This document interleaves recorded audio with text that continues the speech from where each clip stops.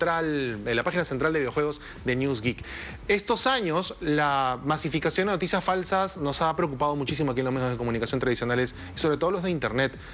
Hoy es más fácil que una persona encuentre un contenido falso, que lo distribuya sin siquiera evaluarlo, pero incluso los medios de comunicación recogen esta información y validan de cierta forma en estructura todo esto. Y no solamente hablamos de un posteo que apunte a una mentira y que se masifique en un blog, sino que ahora técnicas muy avanzadas como el deepfake, por ejemplo, que cambia el rostro a través de inteligencia artificial o incluso puede cambiar la voz, el ritmo, el idioma que puedas imprimirle, pues va a afectar el tipo de contenido que veamos en los próximos años. ¿Cómo hacerle frente a esta peligrosa tendencia que incluso podría afectar los procesos electorales a futuro? Está conmigo Alejandra Puente, ella es un reconocido rostro que apareció mucho tiempo aquí en RPP y que ahora está apuntando a una empresa, a una startup que busca implementar soluciones desde el código para periodistas. ¿Cómo estás, Alejandra? Bienvenida a NewsGeek. ¿Cómo estás, Jesús? Bueno, invitadísimo a nuestro primer evento, que es la Mediatón, que va a ocurrir el 22 y 23 de noviembre, que justamente quiere juntar a desarrolladores y periodistas 24 horas para pensar, romperse el cerebro y pensar soluciones contra las noticias falsas que tantos dolores de cabeza nos dan. ¿Cómo nace MediaHack? ¿Cómo te inspiraste en esto para empezar a buscar soluciones digitales al tema del fake news? Bueno, yo tengo más de 15 años trabajando en distintos medios de comunicación y la única constante en esos 15 años es el cambio y el cambio tecnológico.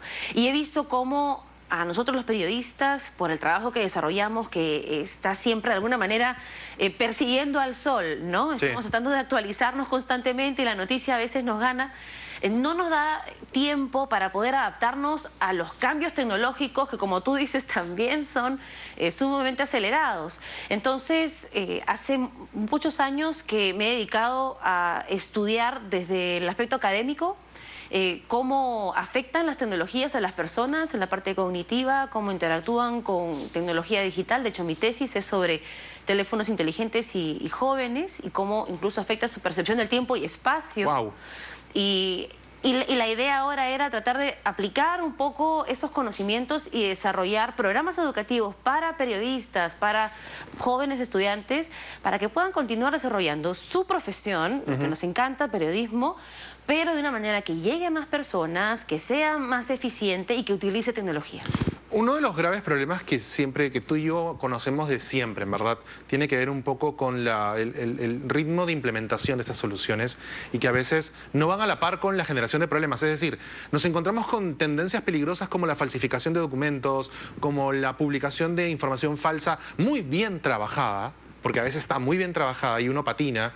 Hemos tenido muertes accidentales, hemos tenido retiros de certificaciones en redes sociales de presidentes, hemos tenido un montón de hechos y a veces el fact-check o la verificación de los datos, no sé si la hemos perdido en el oficio o es que todavía tenemos esta vaga idea de que como está en Internet, ya está publicado, alguien lo publicó, es irrebatible y hay que replicar lo que se publicó. O sea, es raro el momento que estamos viviendo porque se está volviendo un periodismo muy facilista.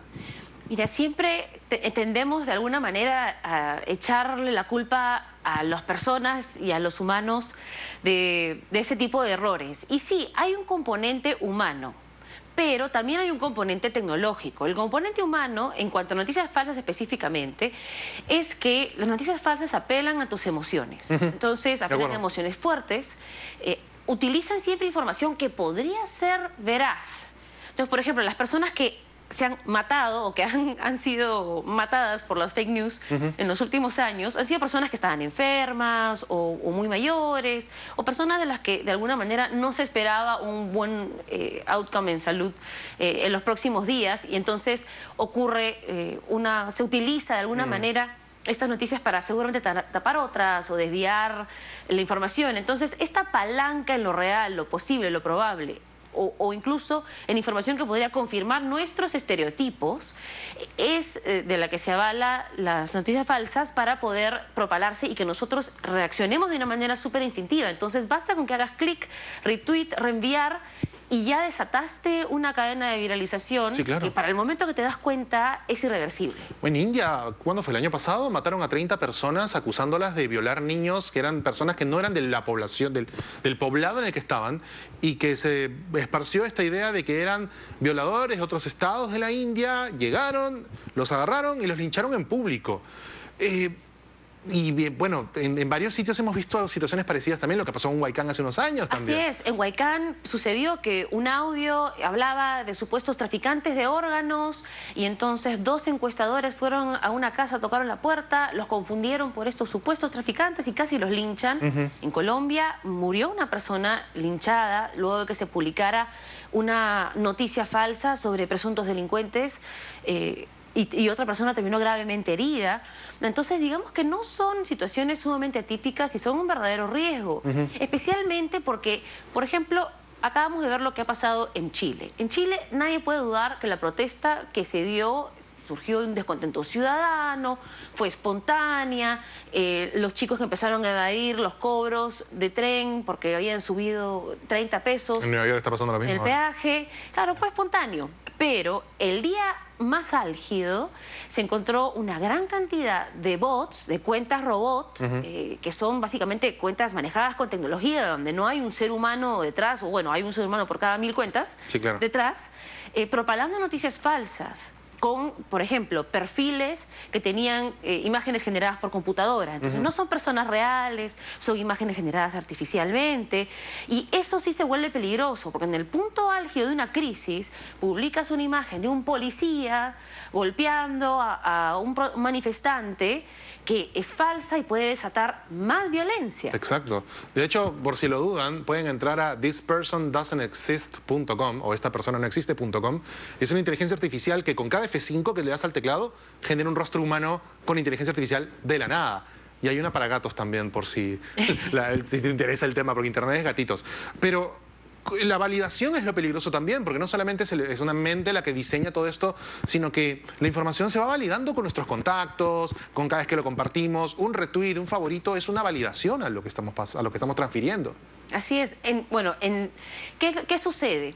Nosotros tenemos redes. Las redes sociales se llaman redes sociales no porque lo inventó Facebook, sino porque se basan en nuestras redes sociales reales. Entonces nosotros tenemos gente dentro de nuestro entorno, en nuestro círculo, cuya opinión valoramos. Y si vemos que una información ha sido retuiteada por Jesús Vélez, experto en tecnología, y resulta ser falsa, entonces de alguna manera vamos a creer que tú, una persona entendida en el tema, especialista, no va a cometer ese error. Y lo mismo sucede con nuestros contactos cercanos. Hay personas que tienen una influencia mayor sobre nosotros en ese sentido. Un caso del año pasado, creo que fue la muerte de Pérez de Cuéllar, anunciada por una supuesta cuenta del ministro del Interior ese entonces. Esa cuenta había sido creada por una persona fuera del país utilizando la imagen del ministro 2 horas antes del tuit que mencionaba que Pérez de Cuéllar había muerto. Y nosotros hicimos la verificación de eso porque vimos la fecha de creación. O sea, hay indicios que apuntan a esta noticia es falsa también. ¿Qué elementos debería observar una persona para identificar que hay noticias falsas en el mundo? Bueno, lo primero es si la noticia nos desata una emoción fuerte. Ese es el primer gatillo, de alguna manera.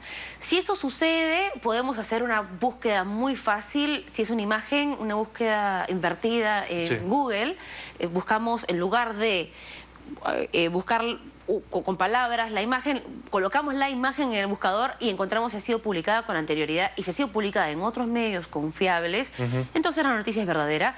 Si, por ejemplo, la foto ha sido sacada de contexto, como lo que pasó con Piñera en Chile hace unos días, que publicaron una foto de hace 3 meses del presidente de Chile en un compromiso social y la colocaron en el contexto de las protestas, a ver, ¿es criticable Piñera? Seguramente que sí. Pero no es válido. Pero esa foto no era real. Obviamente. ¿No? Cuéntanos un poco de la Mediatón. ¿Cómo se va a llevar a cabo? ¿Qué necesito hacer si soy o periodista o desarrollador? ¿Qué hago?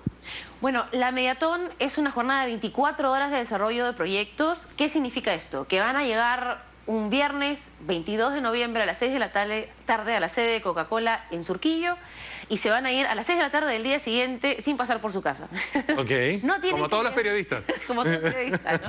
No tienen que llevar pijama o sleeping, pero sí muchas ideas, muchas energías. Mucho café. Mucho café, o el café se lo vamos a dar Ah, ok, nosotros, perfecto. las bebidas gasificadas también, para mantenerlos despiertos.